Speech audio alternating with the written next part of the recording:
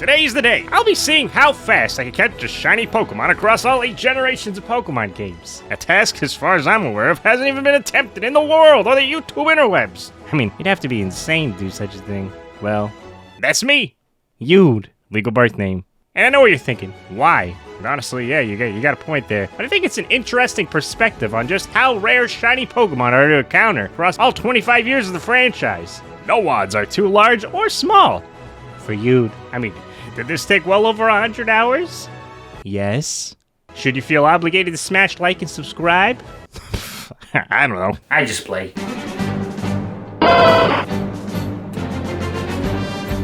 You know, normally I'd start in numerical order, but the generational one is complicated to say the least. So let's start with Pokemon Emerald, where the odds of encountering a shiny Pokemon are what? 1 out of 8,092 chances. There's also no fancy tricks in this generation. It's a good gauge on how shiny hunting was 16 years ago.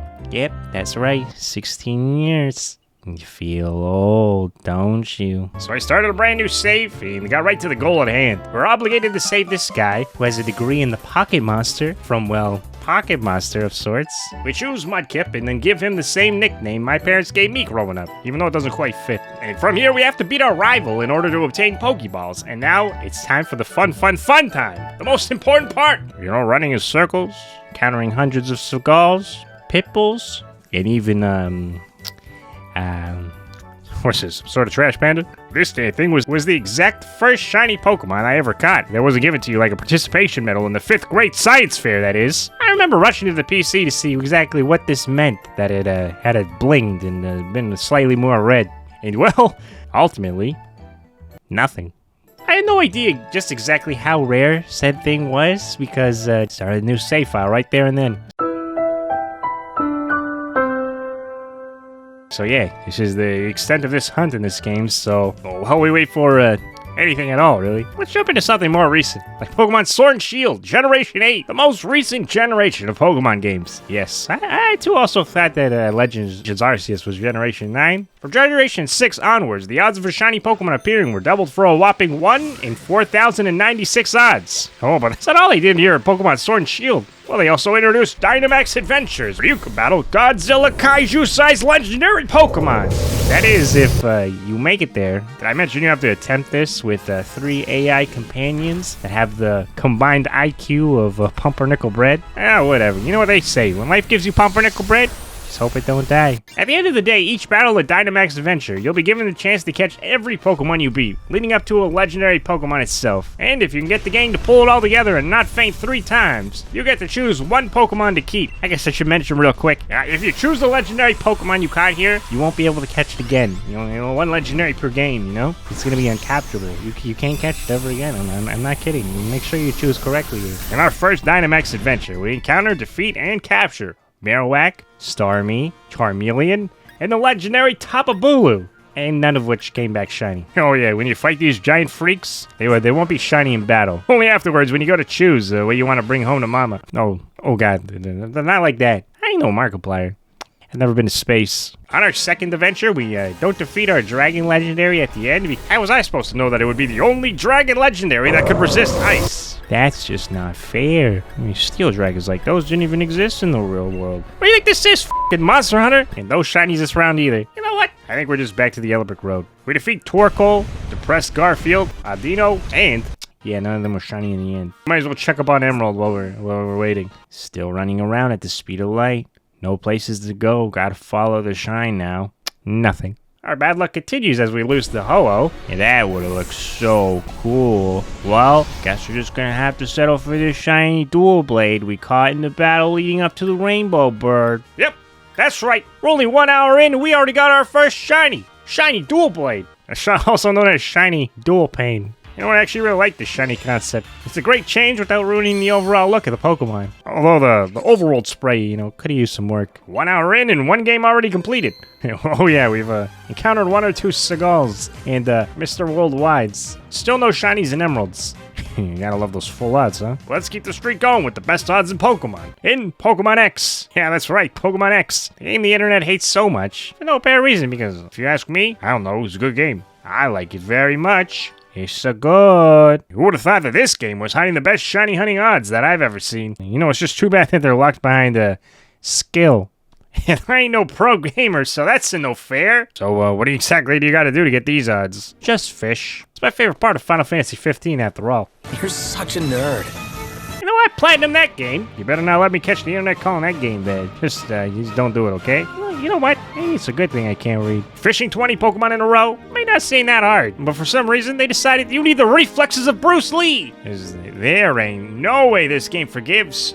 Not even Jesus. If you're even a fraction of a frame too late, too bad, too slow. Get the f out of these waters. Pro gamers only, sucker. I mean, for the odds that good, at least they tried to make it a little difficult. That ain't gonna stop me. I'm DTF. I'm down to fish. You know, odds are odds. You know, it's mostly just a suggestion. Oh, Pokemon Emerald just filled my hard drive. Just imagine a professor named after a tree saw this. Just after telling us to go into the world and discover Pokemon on our endless journey. You know what? I think I'm good. I'm gonna go run around in the grass up there for tens of hours until something goes bling. Well, after switching our drives and going back to Pokemon X, we start our fishing journey with Ink the Ability Section Cups and our first party slot. This way you always hook a fish just to keep the streak going. Next is to find a spot you choose, close to rocks, because the internet says water rocks are good. Oh, wait a sec. Internet also said that Pokemon X bad, though. Are you kidding me? First fish. Already got away. It's gonna take a while. And by a while, I mean, maybe fill another hard drive with 10 more hours of Pokemon Emerald. So when you do encounter, the only reason you're making this video, it's now recording. Well, good thing I checked at least, and I cleared room, because here it is! Shiny Quillfish in all of its glory. I mean, sure, it is the least exciting shiny in the area. You know what? I'll take it. And yeah, still no shiny, well, anything in Emerald yet so far. And we're 20 hours in! What game you'd like to see me complete a shiny-only playthrough in next? Leave a comment down below, and I'll do the game with the most hype. I mean, that we haven't already completed, of course. Let's just jump right into something more recent, but also nostalgic at the same time. I'm talking about Pokemon Brilliant Diamond in Generation 4, but it's a remake, so it's the best of both worlds here. I'm just gonna Mr. Mosby my way down to the Sinnoh region and utilize a mechanic originally introduced in Generation 4 to promote cross-continental trading across the world and make them, well... This mechanic is known as the Masuda method, named after the director of the games himself, where you would leave 2 Pokemon in the daycare from 2 different language-speaking games, significantly increase the odds from 1 in 4,000, whoa, whatever, of 5 times the more shiny checks for each Pokemon. Yeah, I know, kinda complicated, but I'll break it down for you. Basically, the game does a quick random check on every Pokemon that's generated by the game, if it's shiny, and with the Masuda method, it does this 5 times more than the regular Pokemon, for doing exactly the same thing. You just gotta grab your Japanese Mickey Mouse and your English. You just run around in circles and hatch away. Also, I do suggest you do have a flame body Pokemon to make these Pokemon hatch faster. It might also be faster than the eggs are found. You're just gonna have to keep riding your bike, with no handlebars. No handlebars. You see, this is where odds truly prove that they're just merely odds. Even though you have some of the best of them on your side, oh no, you're never safe from just being downright unlucky. So after biking in circles and circles, filling up PC boxes after PC boxes with Baby Japan Mickey Mouses here, causing drift in your brand new Zelda Joy-Cons, filling up large amounts of computer storage with circles. This was no hunt to shake a stick at around 10 hours and 400 plus Pichus at this point. Nothing, nada. And we're even really close to getting full odds at this point. Sorta, maybe. I don't do math so good. Emerald, on the other hand, did the thing. I'm finally free of the constant up and down of that game. And can you believe it was actually worth the wait? As we got a shiny Trash Panda. Adios! I don't want to see Pokemon Emerald ever again. No thanks. I'm a good chief. Unless you guys vote you want to see a shiny only in that game. I'm not sure why you would do such a thing. unless your mom's a French Vaporeon and your dad's a fucking devil. From Italy. Well, with 28 hours total, Emerald's in the bag. You know what? I hope we don't have a hunt like that one. And I'm totally not foreshadowing, Brilliant Diamond's far more increased odds could ever take such a long time. Oh, no. Not doing that. I'm totally not going to play another game easier to combat the long, agonizing pain. Just to ease the blow a little bit. Anyways, how about Pokemon Let's Go? Generation 1? Sorta. Well, yeah, I'll elaborate on that a little bit later. See, this game's shiny rates are all over the place. When you ask the internet, some say catching 30 plus of the same Pokemon increase the odds of a shiny appearing as low as 1 in 300. You know what? I did the chain thing anyways, even though it seems to be a controversial issue on the internet that if it actually works or not, or if you have to just keep catching Pokemon for it to continue to work? It takes no time at all. All we have to do is observe. No running in circles, no biking, no eggs, no cigars. Well, sort of if your cigars are fucking dragons. But you know what? My focus never broke. I just want one thing. A shiny bird with vegetable. Did I know that it would appear far less than goddamn Dudley the Flying Dragon? No, I didn't. Oh, I didn't see that one coming. But you know what? I won't break. Shiny bird with vegetable or nothing. A few hours later. You know what? I'll take any shiny Pokemon. I don't fucking care anymore. You know what? These spot rates, there's a better chance I swap body with Lindsay Lohan in Freaky Friday than get a shiny bird with Leek. This is far-fetched. Oh my god, wait. Is that a... It can't be, is it? This is my chance. I'd have the golden fish boy. Oh, it's too bad. It was gone too soon. You know, some may say he only spawned for a second. But he'll forever live with me. Right here. My heart. Or it could have been a she, I guess. I guess I never really got to find out. Oh, well, only an hour later, the shiny Magikarp has reincarnated into a shiny Krabby. You know what? I'm not going to ask any questions. No, it's not a bird with a vegetable. No, it's not. But I can stop playing this game, so that's fucking nice. Breaking news. We got an update on Pokemon Brilliant Diamond, and we're up to 20 boxes of non-shiny baby rodents. So that's where my life's at right now. Gen 1 wasn't always this easy. No, in fact, Fire Red had a beautiful 1 in 8,000 odds and extra numbers or whatnot. And as far as I'm concerned, I'm not going to use any special handy-dandy ways to increase the odds in this game. So we're just going to jump into the world of Kanto again. You know, the same thing Pokemon Company says every few years or so. And just run around in circles. So what I can assume will only be on the timeline of Emerald. Since they have the exact same odds and we're using the exact same methods. You know, in the similarity of the game and whatnot. There it is. No. They can't be that easy. You mean the same thing that took 26 hours only took 1? I guess that's what luck and odds are all about. Gotta love them. Gotta love yourself a shiny Caterpie, you know, just made out of gold. I'm very familiar with this Pokemon. You know, I've caught it twice in Pokemon Let's Go. I mean, no, it's not a shiny Japan Mickey Mouse like I would have hoped so, but I guess that just proves that Gen 1 shiny Pokemon are all about disappointment. No shiny vegetable bird, and no shiny Japanese Mickey Mouse. You know, Kanto isn't exactly the happiest place in the world, but Sinnoh, on the other hand, he still has no shiny either. We're running out of games here. You really want to be the last one, Brilliant Diamond? Let's get going. Well, how about we jump into Pokemon Sun and Moon next? No, seriously. I almost got you there, didn't I? Oh, f***ing playing those games? You want me to play that game? You're gonna have to f***ing kill me! Pokemon Gold, on the other hand, that's a nice game. I'll do it. And since Fire Red was such a breeze and proved that odds are luck-based and mean jack, I'm just gonna run around with the wind on my pixelated back and encounter all the Pokemon it takes. Just while I continue hatching eggs on my bicycle in Brilliant Diamond, that is. You know, life's pretty good. Can't complain. I mean, I could. It's not like anyone really cares. So we choose our starter Pokemon, you know, Cyndaquil. A scene I'm very, very well accustomed to. You know, I've spent a lot of time standing here, resetting for my shiny speedrun video. Please go watch that. Part of my soul was sacrificed for that challenge. Where I soft reset it for not only Cyndaquil here, but also Ho-Oh. And I was honestly thinking about attempting that same thing again, but I ultimately didn't like how hard it would be to gauge the time either. Taking it as there's no in-game time, serving as a common ground for all these hunts prior. And honestly, as cool as Shiny Bird is, you know, that thing takes a lot of time. I'm still gonna put it in the thumbnail, so here's the clip. So not clickbait. Feel much better now. I'm not a terrible person anymore. Oh, was that? The Dragapult? Oh, I can't help you with that. Now that we have our starter, talk to Mr. Pokemon, Professor Oak, beat our rival, and even return to the scene of a crime, we can finally receive Pokeballs, and it's time to run. Task that actually ended up taking so long that we eventually hatched a shiny Pichu, only after 1,000 Pichus. You know, for only more than twice the odds. Never could have expected, you know, Fire Red take longer than Brilliant Diamond, but that's just how the shiny shines. Or the cookie crumbles or whatnot. You know, it's shiny. It's just so different. Well worth almost 30 hours of my life. You know what? A second thought. Thanks to the portability of the Switch, you know how many JoJo episodes I fit into this bad boy? Let's just say, Shining Diamond, a literal stand in the show. No correlation to the shiny that we just caught in Diamond. That's gotta be my choice to stand. I mean, there's not really any competition. What am I gonna do with stopping time itself for 3 to 9 seconds?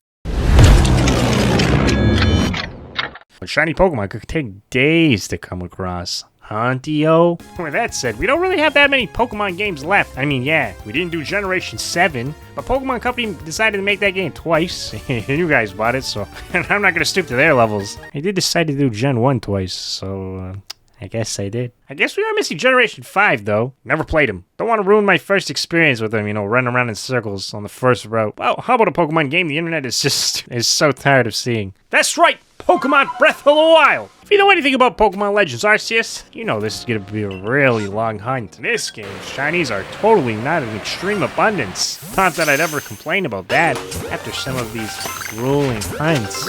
Oh, Kanto shiny Pokemon in 9 minutes. Yep, no joke. You can clearly tell by my in-game time starting at 100 hours. And because of my 100-hour challenge I made in this game that no one decided to watch. And that's 2 shiny Pokemon. And in those 2 shiny Pokemon, it includes an Alpha Beaver Jesus. Man, they don't really make shinies like they used to, huh? What's that? Pokemon Gold still run around in circles? Oh yeah, never mind him. Well, that gives us a total in-game time spent across all 8 Pokemon games of, 1.2 hours in Fire Red, 25 hours in Emeralds with the exact same odds and same method, 3.5 hours in Generation 1 for elderly Pokemon fans over the age of 22, 5.5 hours of fishing in Pokemon X with arguably the best odds overall in the most overhated generation, a long grueling hunt of large King Kong-sized Pokemon battles in Sword and Shield, lasting a total of 1 hour and 2 minutes. Can't forget about all 28 hours, 3 seasons of JoJo's Bizarre Adventures, of hatching hundreds and hundreds of Pichu eggs, and ruining my favorite pair of Zelda Joy-Cons. Please smash the like for my Zelda Joy-Cons, cause it was all for this. You could sort of tell it's shiny if you squint your eyes and you turn your head to the side, and well, you gotta subscribe to see if it's part of the process. You gotta hit subscribe too. It's clearly a shiny Pokemon. And we can't forget about the long, grueling hunt of 9 whole minutes in Pokemon Jesus, capturing a large and small shiny Pokemon. 2 birds, 1 stone. That's if one of the birds were a beaver and the stone was a Pokeball. And lastly, Pokemon Gold, which is still going on, isn't it? Well, this is awkward. I guess we'll just wait. Well, there it is. Those slightly changed pixels were definitely worth 29 hours and 20 minutes of my life. I'll come clean. I was actually very excited to get this. Yes, it was mostly because I was excited to have this hunt done, which I think all shiny hunts come down to eventually.